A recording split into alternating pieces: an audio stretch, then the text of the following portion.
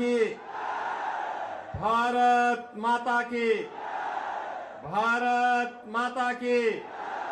वंदे वंदे वंदे। जगत जगन्नी महाभगवती काली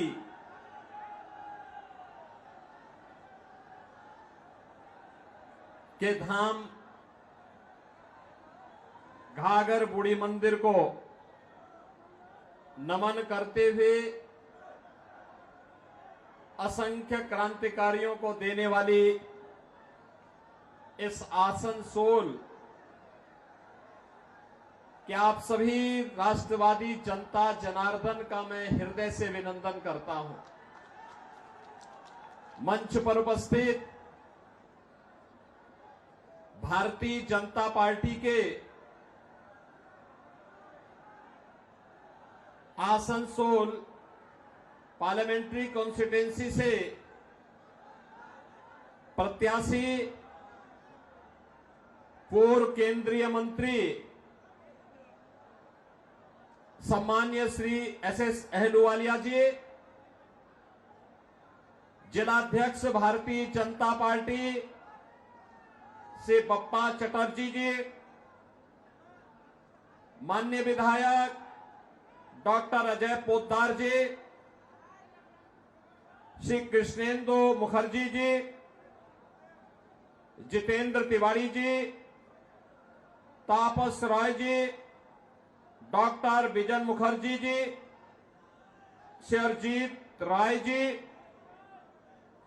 भारतीय जनता पार्टी के सभी पदाधिकारीगण, आसनसोल की इस प्रतिष्ठित पार्लियामेंट्री कॉन्स्टिट्यूंसी से जुड़े हुए सभी उपस्थित मेरे बहनों और भाइयों,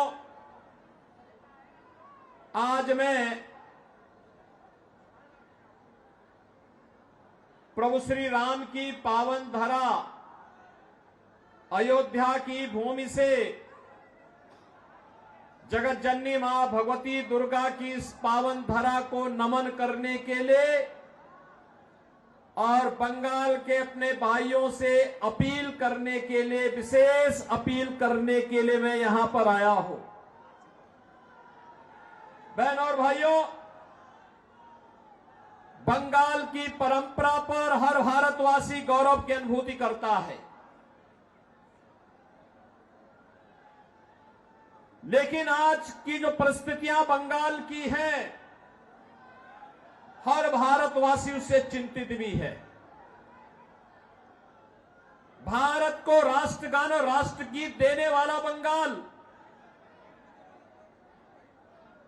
अनेक आध्यात्मिक गुरुओं को देने वाला बंगाल, भारत की क्रांतिकारियों की एक लंबी श्रृंखला को पैदा करने वाला बंगाल, अनेक वैज्ञानिक और साहित्यकारों को जन्म देने वाला बंगाल, आज हिंसा, अराजकता, भ्रष्टाचार की चपेट में आकर के क्यों लहूलुहान है। यह ज्वलंत प्रश्न जब देश की सर्वोच्च पंचायत के लिए हम चुनाव कर रहे हैं, तब बंगाल के हर जनता जनार्दन के सामने, हर मतदाता के सामने यह प्रश्न स्वतः ही उठना चाहिए। याद करिए, यही बंगाल है भारत के नव जागरण का संघनाद करने वाला बंगाल, भारत की सांस्कृतिक जागरण का संघनाद करने वाला, भारत की आध्यात्मिक क्रांति का सूत्रधार, भारत के सन्यासी विद्रोह की आधार भूमि, देश के प्रथम स्वतंत्र समर की ज्वाला को आगे बढ़ाने वाला है बंगाल, और आज हिंसा की चपेट में है, अराजकता और भ्रष्टाचार से लहूलुहान है, अस्त व्यस्त है, त्रस्त है। और अपने अस्तित्व के लिए, अपने वजूद के लिए जूझ रहा है। बहनों और भाइयों, हम में से हर व्यक्ति जानता है 1947 में इस देश का विभाजन मजहब के आधार पर हुआ था। जिन कारणों से देश का विभाजन हुआ था, उन कारणों को फिर से बंगाल के अंदर कांग्रेस और टीएमसी के लोग मिलकर के पैदा करने का कुत्सित प्रयास कर रहे हैं। अभी मैं वीरभूमि से आया हूं। इससे पहले मैं बहरामपुर और मुर्शिदाबाद में था। दिल मेरा दुखित हो रहा था देख करके। वीरभूमि में 7 असेंबली कॉन्स्टिट्यूंसी में से 3 ऐसी हैं जिसका पूरा डेमोग्राफी बदल गया है। वहां पर रामनवमी के जुलूसों पर हमले होते हैं। बहनों और भाइयों, ये बंगाल है। 15वीं सदी में बंगला रामायण लिखा गया था। और यही नहीं, जब अयोध्या में राम जन्मभूमि के लिए आंदोलन चल रहा था, इसी बंगाल से गए हुए कुठारी बंदों ने अपने आप को बलिदान किया था राम जन्मभूमि मुक्ति के लिए। गुलामी के ढांचे को हटाने के लिए अपने आप को बलिदान किया था। आज भी कुठारी बंदों का अयोध्या में स्मारक लगातार राम जन्मभूमि के लिए हुए आंदोलनों की ओर हम सबका ध्यान आकर्षित करता है। लेकिन आज इसी बंगाल में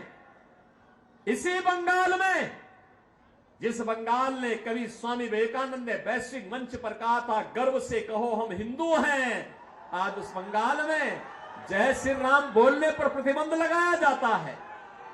आज उसी बंगाल में जिस बंगाल ने कभी बांग्ला रामायण लिखा था, आज जय श्री राम बोलने पर उस पर गोली चला दी जाती है। शोभा यात्राओं पर हमले कर दिए जाते हैं। सरकार के द्वारा झूठे मुकदमे दर्ज कर दिए जाते हैं। और उपद्रवियों के सामने पूरी की पूरी टीएमसी सरकार मौन बनी हुई है। बहनों और भाइयों, जिस बंगाल ने मातृभूमि के प्रति हमारा सम्मान का भाव क्या होना चाहिए, क्या होना चाहिए? ममतामयी मां महाकाली की उपासना जगत जननी मां भगवती के रूप में कैसे होना चाहिए, पूरे देश को सिखाने वाला सभ्यता, संस्कृति, कला और संस्कारों की बंगाल की भूमि में आज संदेश खाली की घटना होती है। अपराधी को टीएमसी सरकार बचाने का काम करती है और अपराधियों के साथ जो ममता दीदी की यहां की जनता को मिलना चाहिए था, वह ममता अपराधियों को दी जा रही है। और इसलिए बहनों और भाइयों, मैं आपसे अपील करने के लिए आया हूं।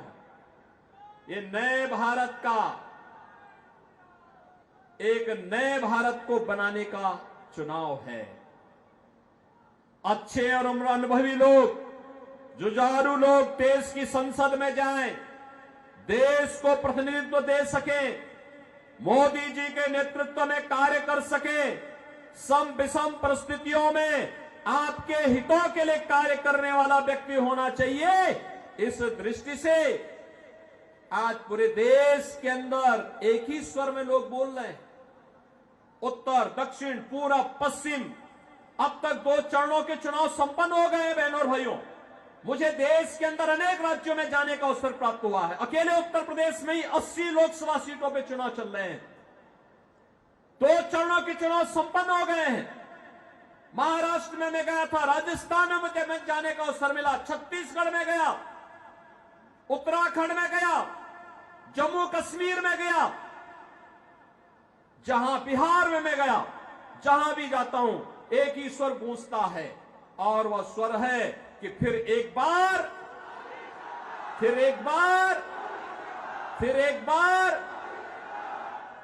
मोदी सरकार का। बहनों और भाइयों, मोदी सरकार, ये जो स्वर है ये अचानक नहीं है। इसके लिए मोदी जी ने 10 वर्ष के अंदर जो कार्य करके दिखाया, उसके प्रति जनता जनार्दन का आशीर्वाद प्राप्त हो रहा है। जनता जनार्दन का यह आशीर्वाद इसके कारण हो रहा है। यह आशीर्वाद इसलिए क्योंकि 10 वर्ष में मोदी जी ने वह कार्य करके दिखा दिया जो कांग्रेस 65 वर्षों में नहीं कर पाई, और जो कार्य बंगाल के अंदर 15 वर्ष में दीदी नहीं कर पाई, उत्तर प्रदेश में मात्र 5 वर्ष में हम लोगों ने करके दिखा दिया। बहनों और भाइयों, 10 वर्ष में मोदी जी ने 80 करोड़ लोगों को फ्री में राशन की सुविधा का लाभ दे रहे हैं। 60 करोड़ लोगों को देश के अंदर 5 लाख रुपए की स्वास्थ्य बीमा का कवर मिल रहा है। बंगाल के अंदर दीदी जबरदस्ती लागू नहीं होने देती। 50 करोड़ गरीबों के जनधन अकाउंट खुल गए। जो कांग्रेस के लोग पहले सेंधमारी करते थे आपकी सहायता पर, अब मोदी जी ने व्यवस्था कर दी कि जनधन अकाउंट में सीधे पैसा भेजेंगे, डीबीटी के माध्यम से भेजेंगे, बीच की कमीशन खोरी बंद। 12 करोड़ किसानों को प्रधानमंत्री किसान सम्मान निधि का लाभ मिल रहा है। 12 करोड़ गरीबों के घर में शौचालय बन गए। 10 करोड़ गरीबों को जनधन के अकाउंट खुल गए। 4 करोड़ गरीबों को देश के अंदर प्रधानमंत्री आवास योजना का लाभ मिला, और अकेले उत्तर प्रदेश में हम लोगों ने 57 लाख गरीबों के एक आवास बना दिए। लेकिन यहां पे बंगाल के अंदर तृणमूल कांग्रेस की सरकार ने मकान बनने ही नहीं दे। 2.5 करोड़ लोगों के घर में बिजली पहुंच गई। हर घर नल की योजना बन रही है। Highway, railway, metro, bullet train, airport, IIT, IIM, triple IT, NIT, world class university, ये पहली बार देखने को मिल रहे हैं। लेकिन हमें अफसोस है, टीएमसी की सरकार आसनसोल की जनता को पानी के लिए ही तरसा देती है। मोदी जी हर घर नल की योजना लागू करना चाहते हैं, लेकिन ये पानी नहीं देना चाहते। और इसलिए बहनों और भाइयों, हम सब आपके पास आए हैं। 5 वर्ष में यहां पे मैं देख रहा था, सज्जन भगवान राम की फोटो लेकर के खड़े हैं। थोड़ा उधर भी दिखा दीजिए, पब्लिक को भी दिखा दीजिए। देखो, अब देखो, यहां पे रामनवमी की शोभा यात्रा नहीं निकल रही है।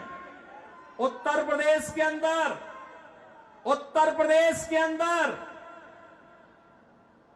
50,000 स्थानों पर दुर्गा पूजा के आयोजन होते हैं। 50,000 स्थानों पर। और पिछले 7 वर्ष में एक भी दंगा नहीं हुआ, एक भी जगह कर्फ्यू नहीं लगा, क्योंकि दंगा करने वाले और कर्फ्यू लगाने वालों को पता है, अगर दंगा करेंगे, सिर्फ रामनवमी की जुलूस पर पथराव करेंगे, तो ऐसा उल्टा लटका देते हैं कि 7 पीढ़ियां भूल जाती है उनका दंगा करना भूल जाती है। उनकी पूरी संपत्ति को फिर हम लोग अपने कब्जे में ले लेते हैं और उस कब्जे को गरीबों में बांट देते हैं, उस संपत्ति को गरीबों में बांट देते हैं। और अब तो आप देखते होंगे, उत्तर प्रदेश में आप देखते होंगे, वहां जो बड़े बड़े माफिया थे, बड़े बड़े अपराधी थे, बहनों और भाइयों, वे गले में तख्ती लटका करके चलते हैं, कहते हैं साहब जान बख्श दो, एक बार जान बख्श दो, हम लोग ठेली लगा करके पेट भर देंगे। किसी गरीब और किसी व्यापारी और किसी बेटी की सुरक्षा में कोई सेंध नहीं लगाएंगे। बहनों और भाइयों, यह कार्य केवल भाजपा कर सकती है, भाजपा कर सकती है। और इसीलिए मैं आया हूं। देखो ना, आपको एक शेर जैसा नेतृत्व चाहिए और एसएस अहलुवालिया जैसा नेतृत्व आपको यहां पर भारतीय जनता पार्टी ने दे दिया है। बहनों और भाइयों, जोरदार करतोल ध्वनि से उनका स्वागत करिए अहलुवालिया जी का। बहनों और भाइयों, मैं इसलिए आया हूं यहां पे क्योंकि अहलुवालिया जी आज से नहीं है नेता। हम लोगों ने जब संसद में जाना प्रारंभ किया था, सार्वजनिक जीवन में हम लोग आए थे, तब भी वह देश के नेता थे और संसद में भी हम साथ साथ रहे। केंद्रीय मंत्री के रूप में भी आपने काम किया, भाजपा के प्रवक्ता के साथ साथ विभिन्न दायित्वों का निर्वहन किया और आज आसनसोल का सौभाग्य है कि भारत माता का एक ऐसा सपूत आज आपके बीच में, जो इसी माटी का सपूत है, जिन्होंने इसी आसनसोल में जन्म लेकर के यहां के विकास के बारे में, भारत के विकास के बारे में, भारत को दुनिया की बड़ी ताकत बनाने के लिए और मोदी जी के आत्मनिर्भर और विकसित भारत की संकल्पना को पूरा करने के लिए जिनमें जज्बा है कार्य करने का, शेर जैसा दिल है, जूझने की एक प्रवृत्ति है, ऐसे ऐसे अहलुवालिया जी को भारतीय जनता पार्टी ने, मोदी जी ने अपना प्रतिनिधि बना करके आसनसोल में भेजा है। और इसलिए बहनों और भाइयों, मैं आपको कहने के लिए आया हूं, सुरक्षा आपकी है, बंगाल भी आपका है, भारत भी आपका है और वोट भी आपका है। और इसलिए निर्णय भी आप ही को करना है। और आपका निर्णय अगर भाजपा के पक्ष में आता है तो सुरक्षित और समृद्ध बंगाल बनेगा, सुरक्षित और समृद्ध आसनसोल बनेगा। बहनों और भाइयों, तनिक भी भूल आतंकवाद के उस दौर को ला देगा, नक्सलवाद के उस दौर को ला देगा जहां विस्फोट होते थे, अराजकता फैलती थी, गुंडागर्दी का वह दौर जो भारत ने झेला है। बहनों और भाइयों, बंगाल को भी चाहिए यूपी जैसा मॉडल, चाहिए ना, चाहिए ना। देखो ना, पहले लोग कहते थे, जब कोठारी बंधु बलिदान हुए थे तब नारा लगता था, अंतिम समय में भी उन्होंने एक नारा लगाया था कि रामलला हम आएंगे, यही नारा लगता था ना। एक कांग्रेस और टीएमसी के लोग, ये नाम भले ही अलग अलग हैं लेकिन एक ही थैली के चट्टे बट्टे हैं, कोई अलग नहीं है। लूट में, अराजकता में, भ्रष्टाचार में, ये तीनों, कांग्रेस, टीएमसी और कम्युनिस्ट, ये तीनों एक ही है। नाम भले अलग अलग होगा क्योंकि लूट का तीनों का तरीका अलग अलग है, लेकिन तीनों एक हैं। इसलिए तीनों पे विश्वास नहीं करना, हमें आध्यात्मिक परंपरा को समृद्ध बनाने के लिए कार्य करना है और आध्यात्मिक परंपरा को आगे बढ़ाने के लिए मैं आज आपके पास आया हूं यही कहने के लिए कि ये हमारा दायित्व बनता है कि गुरुओं की भूमि को, आध्यात्मिक गुरुओं की इस भूमि को, क्रांतिकारियों की इस भूमि को, मोदी जी के विजन के अनुरूप सोनार बनाने के लिए 13 मई के लिए चौथे चरण में आपको चुनाव करना है। बहनों और भाइयों, चुनाव के दौरान प्रत्याशी का घर घर जाना कठिन होगा। एक पार्लियामेंट्री कॉन्स्टिट्यूंसी काफी विस्तार होती है और मेरी आप सबसे अपील होगी, मोदी जी का प्रतिनिधि बन करके, अहलुवालिया जी का प्रतिनिधि बन करके घर घर आप स्वयं जाइए, कमल चुनाव चिन्ह के लिए वोट लाइए। इलेक्ट्रॉनिक जो वोटिंग मशीन है, ईवीएम में पहले नंबर पर एसएस अहलुवालिया जी का नंबर है, कमल छाप का, और पहला बटन दबाना है। इसके लिए सहमत हैं?